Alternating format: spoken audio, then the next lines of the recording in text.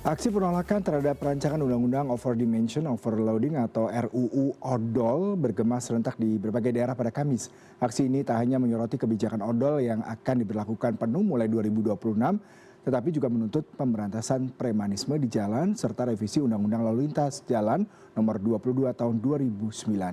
Dan untuk membahas hal ini telah hadir melalui sambungan Zoom Bapak Gemilang Tarigan selaku Ketua Umum Asosiasi Pengusaha Truk Indonesia. Selamat siang Pak Tarigan. Selamat siang, Pak.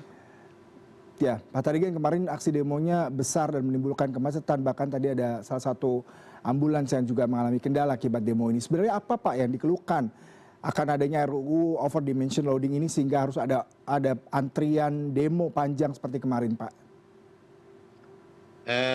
Ya, pertama saya sampaikan dulu mengenai truk ini, bahwa truk ini macam-macam, Pak ya. Jadi ada truk yang dimiliki oleh eh, supir langsung yang punya, ada yang pribadi, ada yang PT, kemudian ada yang mengangkut barang industri, dan ada yang mengangkut barang-barang eh, sayur mayur dan sebagainya. Jadi kami sebetulnya dari Asosiasi Pengusaha Truk sedang lagi berbicara dengan Menko Infrastruktur dan Pengembangan Wilayah RI, stafnya Pak AHY. Ini selama 2 minggu ini kita lagi berbicara bagaimana solusi mengenai odol ini. Sedang kita bicarakan dan nanti mungkin akan terbit kepresnya. Tapi mungkin tidak terinformasi buat teman-teman di Jawa Timur ya, dan juga mungkin petugas juga langsung melakukan penindakan di lapangan, padahal itu sebetulnya belum waktunya. Akibatnya teman-teman di Jawa Timur ini marah begitu. Itu kira-kira, Mas. Jadi Bapak selaku Ketua Asosiasi menyatakan ini ada tidak sinkron ataupun miscommunication antara pelaku usaha, tadi Bapak katakan begitu banyak pemilik truk dan juga pengguna ataupun supir dari truk itu sendiri sehingga kemarin mengakibatkan adanya aksi mogok dan demo seperti itu, Pak. Ya, memang ini kan program odol ini untuk zero odol ini sudah lama ya, tapi kemarin periode yang lalu termasuk gagal. Nah, kemudian pemerintah yang baru sekarang, para Prabowo, mau melakukan zero odol ini harus dicarikan solusinya. Nah, sekarang kita baru cari solusinya, apa alternatif dan segala macamnya, termasuk apa bantuan kepada pengusaha truk, kemudian juga banyak yang kita bicarakan lah dengan digitalisasi. Nah, tapi tiba-tiba sudah mulai penindakan di lapangan, ini yang membuat teman-teman pada marah. Saya kira itu. Berarti penindakan ini dilakukan sebelum adanya aturan ini diterbitkan dan Anda merasa merugikan pelaku usaha yang menggunakan truk ataupun para driver sendiri. Bagaimana keadaan yang di lapangan sebenarnya yang terjadi, Pak Tarigan? Eh, Saat ini terus ini bergejolak di lapangan, tapi pemerintah pusat seharusnya, kepolisian dalam hal ini semestinya garis depan untuk menenteramkan permasalahan ini, karena ya barangkali mereka juga tidak terinformasi apa yang kita kerjakan di pusat begitu. Mhm. Sebenarnya kalau kita bicara mengenai penerbitan RUU nanti tujuannya pasti akan memberikan keamanan, kenyamanan bagi pengusaha, kemudian driver dan juga pengguna jalan lainnya karena memang banyak sekali insiden terkait dengan truk yang over capacity sehingga mengakibatkan kecelakaan lalu lintas. Sebenarnya bagaimana Anda melihat proporsi dari penegakan hukum dan aturan ini, Pak? Begini, sebetulnya ini udah masalah klasik ya, pada kita banyak usulan-usulan kita pada periode yang lalu tidak direalisasi oleh pemerintah. Daya angkut truk ini sangat rendah. Mhm. Kemudian kelas jalan kita pun sangat kecil begitu. Jadi tentunya ini menyulitkan pemilik barang juga, karena barangnya kalau kita ikutin aturan, maka barang itu sangat kecil yang bisa diangkut, sehingga eh, ya kalah bersaing lah kita dengan negara lain. Karena MST di tempat kita ini sangat kecil Mas. Kalau di Eropa MST-nya 13 ton. MST itulah sebagai dasar perhitungan daya angkut. Kemudian di ASEAN udah 12 ton dan 11 ton. Indonesia 8 ton dan 10 ton. Nah, kalau ini diterapkan kan namanya mencelakakan diri sendiri, Mas. Mhm. Kalau di negara lain sudah ada MST tadi Bapak katakan lebih besar kapasitinya, lebih dari 8 ton.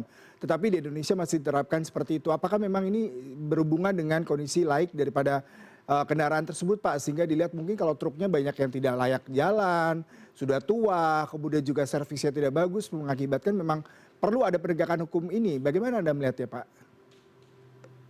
Ya, tentunya eh, penegakan hukum di sini belum perlu, Mas. Karena kalau tertua itu ditangkepin pun dilepas lagi dia jadi tua juga gitu ya. Hmm. Apa? Jadi perlu ada satu skema permajaan sehingga truk-truk yang tua itu bisa diremajakan dengan bantuan fiskal dari pemerintah, kemudian juga meringankan bunga, kemudian pembebasan biaya masuk dan segala macam. Itu yang setelah kita diskusikan. Jadi kalau sekarang langsung dibom di masyarakat ya gerahlah. Saya kira begitu. Pak Tarigan, kalau kita bicara mengenai salah satu ujung tombak daripada industri ini adalah para driver ataupun supir truknya sendiri dan mereka pasti terkena imbas Betul. dengan kebijakan tadi mereka kena denda, kemudian juga mobilnya mungkin dilarang beroperasi dan apakah pihak dari perusahaan dan asosiasi memberikan pendampingan nih Pak? Mengingat memang mereka pasti juga akan kesulitan dari segi dana seandainya ada denda, kemudian juga mereka harus menebus mobil yang semisal memang ditahan pihak kepolisian. Bagaimana sejauh ini kronologis dan perkembangan kasus seperti ini Pak terjadi terus-menerus Pak?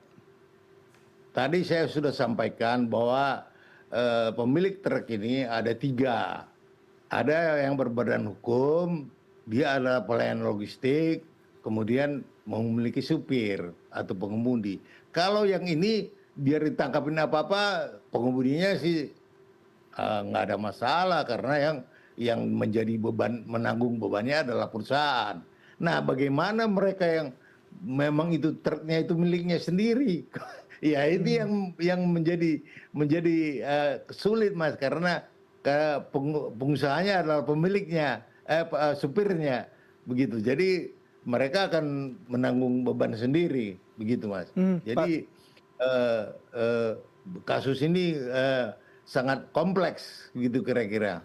Dengan kompleksnya kasus ini Pak, salah satu yang kita lihat tadi beragam kepemilikan dari truk sendiri, ada yang tadi ada lembaga hukumnya, pribadi dan juga mungkin mereka supir tembak seperti itu ya Pak Tarigan. Lalu seperti apa Pak sebenarnya secara ideal pemerintah harus memberikan sikap selain tadi mungkin Anda katakan perlu merevisi, perlu menunda dan bagaimana nanti ke depannya dalam waktu singkat yang harus dilakukan mengingat proses distribusi daripada logistik diperlukan karena ini merupakan roda perekonomian Pak, mendukung roda perekonomian Pak. Ya, memang di sini harus semua pihak bersabarlah. Kadang kita rumuskan karena pengusaha angkutan yang pribadi itu kan sifatnya mestinya berkumpul di dalam koperasi sehingga mempunyai eh, eh, saluran informasi yang jelas, kemudian penataan yang jelas, kemudian pembinaannya jelas. Kalau yang PT yang sudah bergabung dengan asosiasi mereka nggak ada masalah. Nah itu kira-kira. Kemudian pemilik barang yang membuat overload ini adalah keinginan pemilik barang karena mereka banyak pilihan sehingga mobil yang tidak overload, tidak overdimensi, tidak laku Mas. Karena itu barang yang diangkutnya sangat kecil kemudian pasti ongkos angkutnya lebih mahal. Itu persoalan Mas. Di sini masalahnya masalah persaingan ekonomi karena seperti sekarang kalau kita minta berilah contoh dulu perusahaan-perusahaan BUMN, semen, besi, beri contoh lah pembangunan jalan, beri contoh jangan overload. Ini kita yang diurus, ya ini maka ini perlu waktu dan perlu pembenahan secara menyeluruh. Saya kira sekarang ini lagi kita bicarakan antar departemen semua lagi bersatu memikirkan bagaimana cara jalan keluarnya ini. Gitu, Baik, Mas. Pak Tarigan, terima kasih perbincangannya. Semoga ada solusi yang solutif dalam waktu dekat karena mengingat tadi ya kebutuhan truk pengangkut logistik dan kebutuhan masyarakat ini salah satu penopang roda perekonomian kita. Terima kasih untuk perbincangannya pagi hari ini Pak Tarigan. Salam sehat selalu. Salam sehat, terima kasih.